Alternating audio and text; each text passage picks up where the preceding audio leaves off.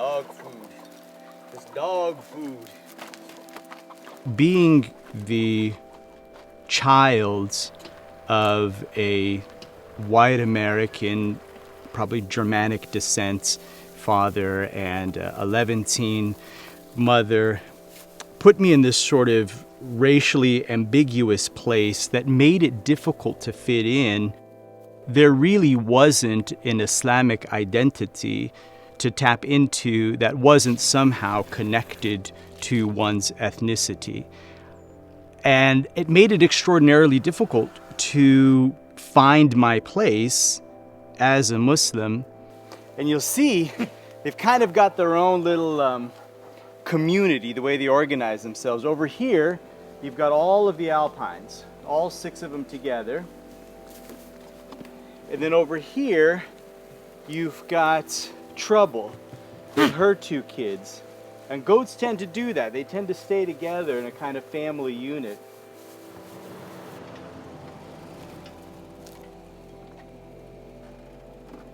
I remember very distinctly reading the book My Side of the Mountain in elementary school.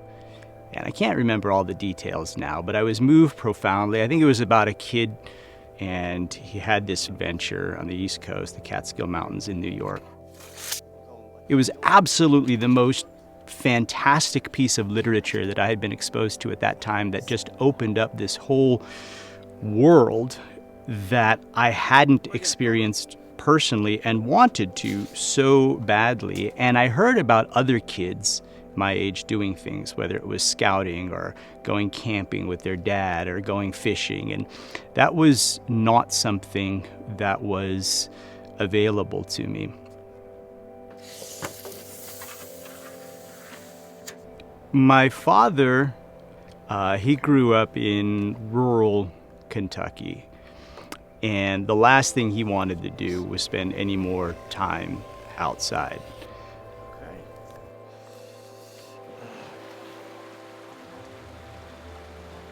There's some down over there. There's a bunch. Yeah. Oh yeah, there's a whole bunch right down through there.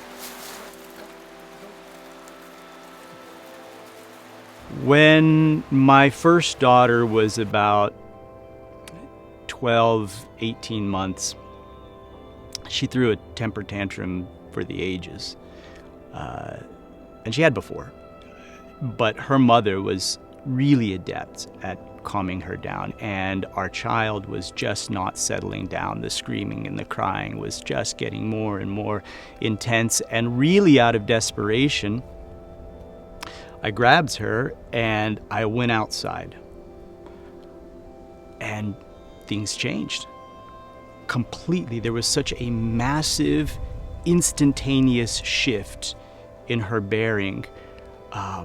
She went from crying to those sort of like post-sob sniffles, and her eyes got real big, and I'm holding her, and I take a couple of steps away from the porch, and immediately in front of our house was this tree.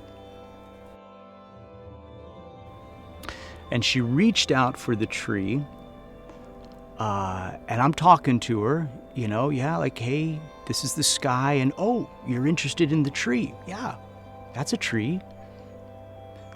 And when I told her that, this incredible dread welled up inside me, because I didn't have anything else to tell her about that tree.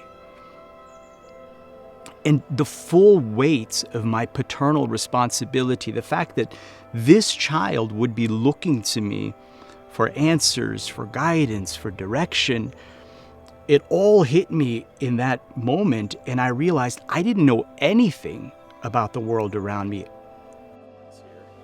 I don't want to put this in my mouth, but there's thorns all over them, but then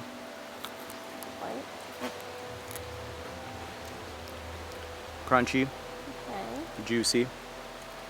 Would you like to try some? Sure.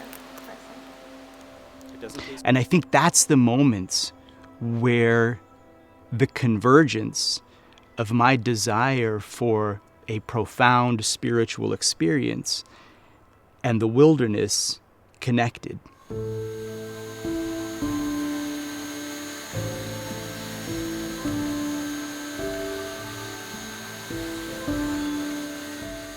Whenever there is doubt expressed by certain personalities within sacred literature, oftentimes God addresses that doubt by asking people, have you not looked? Have you not seen? Have you not considered?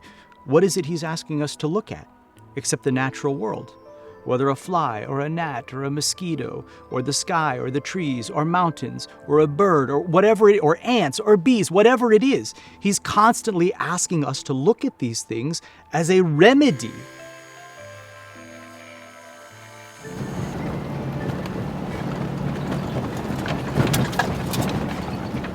Among the most interesting aspects of getting outside is I could see that my perspective was changing. I could appreciate that I was growing. I could appreciate that my understanding of things was changing. And all of that was happening without any kind of formal instruction. Nobody was out there telling me how to process what I was experiencing. It was really, really intuitive. And when I started inviting people out, I made sure to stay out of the way. And that continues to be the approach of Dust and Tribe, putting that focus on the participant, getting them into a place that we know experientially will change them, will alter them, will fundamentally shift the way that they appreciate the world and their relationship to creation. So we don't do didactics, we don't do lectures, we don't do sermons. We just make sure that people have the knowledge and the confidence to get into the places that we want them to be, and then we let them have their experience.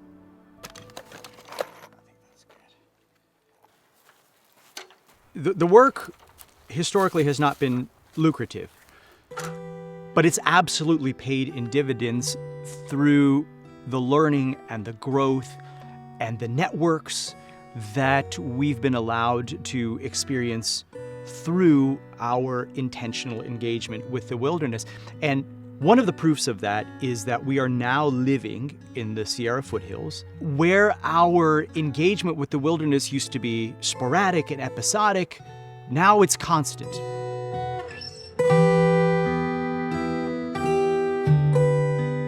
Now that we have what we have, we're able to invite the community to this space. We're able to build in anticipation of hosting friends and like-minded individuals who want to spend intentional time in the wilderness. I think there's a correlation between intention and being allowed to do the work with greater and greater fervor, focus, and intensity. But even before the intention was the awareness, was the discovery, was the blessing of having noticed some 20 years ago how my daughter's consciousness was shifted simply by moving her from the inside to the outside. And that shift in awareness is what so many of us are lacking. We've become cocooned in these manufactured experiences that we take to be reality. And we become so discouraged about what that reality is because it doesn't offer us that profound connectedness that all of us at some level are craving. Getting outside absolutely fills that void. This is critical work.